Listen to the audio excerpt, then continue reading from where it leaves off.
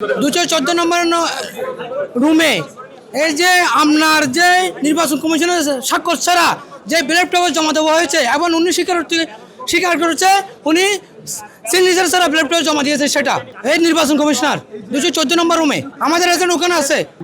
আমাদের এজেন্টের কাছে সে স্বীকারোক্তি দিয়েছে, সে ভুল স্বীকার করেছে।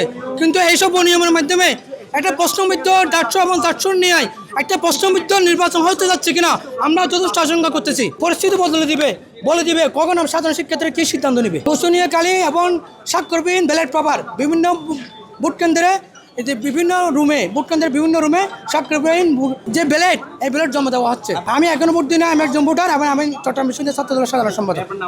আমার নাম হচ্ছে আব্দুল্লাহ নোমান, ভোটার এবং চট্টগ্রাম বিশ্ববিদ্যালয়ের ছাত্রদলের সাধারণ সম্পাদক। যেহেতু প্রশাসন জামাতি প্রশাসন, আমরা জামাতি প্রশাসন হওয়ার পরও আমরা আস্থা রেখেছি।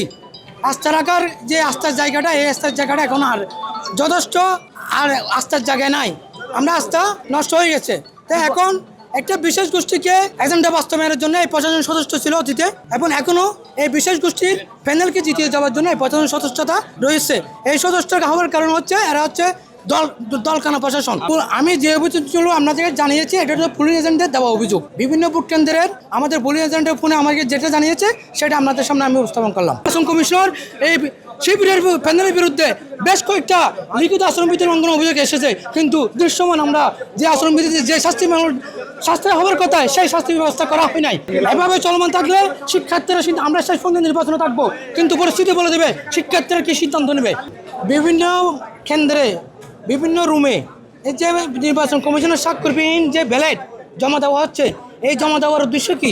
একটা বিশেষ গোষ্ঠীর সুবিধা দেওয়া, বিশেষ গোষ্ঠী জিতে যাওয়ার উদ্দেশ্যে এটা করা হচ্ছে। আমরা শেষমেশ নির্বাচনে থাকবো, আমরা নির্বাচনে অংশগ্রহণ করেছি অর্জনের জন্য, বর্জনের জন্য না। কিন্তু পরিস্থিতি এবং সার্বিক পরিস্থিতি বলে দিবে সাধারণ শিক্ষার্থীরা কী সিদ্ধান্ত নেবে।